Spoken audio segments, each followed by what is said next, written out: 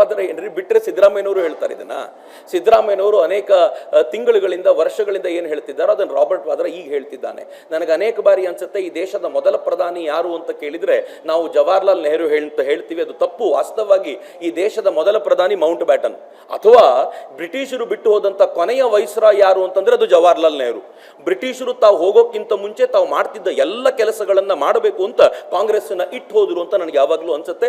ಇವತ್ತಿಗೂ ಸಿದ್ದರಾಮಯ್ಯನವರು ನೀವು ನಡೀತಾ ಇರುವಂತ ಒಂದು ಜಾಗದಲ್ಲಿ ಪಾಕಿಸ್ತಾನದ ಫ್ಲಾಗ್ ಹಾಕಿದ್ರೆ ಅದನ್ನ ಕೋಪಿಸ್ಕೊಂಡು ಒಬ್ಬನ FIR ಮಾಡ್ತಾರೆ ಅಂತಂದ್ರೆ ಇವರು ತಲೆಯೊಳಗೆ ತುಂಬಿಕೊಂಡಿರುವಂತ ಪಾಕಿಸ್ತಾನ ಪ್ರೇಮ ಎಂತದ್ದು, ಓಟಿಗೋಸ್ಕರ ಯಾವ ಹಂತಕ್ಕೆ ಬೇಕಾದರೂ ಹೋಗ್ಬೋದಾಗಿರುವಂತ ಈ ವ್ಯವಸ್ಥೆ ಇದೆಯಲ್ಲ, ಇದು ಕಾಂಗ್ರೆಸ್ಸಿನ ಪ್ರತಿಯೊಬ್ಬರಿಗೂ ಬಂದಿರೋದು. ನನಗೆ ಈಗಲೇ ನಾಚಿಕೆ ಅನ್ಸೋದು, ಯಾರಾದರೂ ಧೈರ್ಯವಾಗಿ ನಾನು ಕಾಂಗ್ರೆಸ್ಸು ಅಂತ ಹೆಂಗೆ ತಿರುಗಾಡ್ತಾರೋ ಅಂತ ನನಗೆ ಈಗಲೂ ಆಶ್ಚರ್ಯ ಅನ್ಸುತ್ತೆ.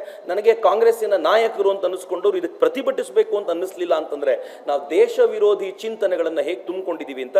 ಇದು ಕಾಶ್ಮೀರದ ತರುಣರಲ್ಲೇನು ಕರ್ನಾಟಕದ CM ನಲ್ಲೇ ಇದೆ ಅಂತ ನನಗೆ ಯಾವಾಗಲೂ ಅನ್ಸುತ್ತೆ. ರಾಬರ್ಟ್ ವಾದ್ರಾ ಏನು ಕರ್ನಾಟಕದ CM ತಲೆಯೊಳಗೆ ಈ ಥರದ್ದಿದೆ ಅಂತ. ನಮ್ದು ಹತ್ತಿರದವರು ರಾಬರ್ಟ್ ವಾದ್ರಾ ಆದರೂ ದೂರ, ಅವರು ಕಾಂಗ್ರೆಸ್ಸಿಗೆ ಮನೆ ಅಳಿಯ ಇರ್ಬೋದು, ಆದರೆ ನನಗೆ CM ಸಿದ್ದರಾಮಯ್ಯನವರಲ್ಲ, ಅವ್ರ ತಲೆಯೊಳಗೆ ಹಿಂಗಿದೆ ಅಂತಂದ್ರೆ ಇನ್ನು ರಾಬರ್ಟ್ ವಾದ್ರಾ ಬಗ್ಗೆ ನಾನು ಏನು ಮಾತಾಡಲಿ.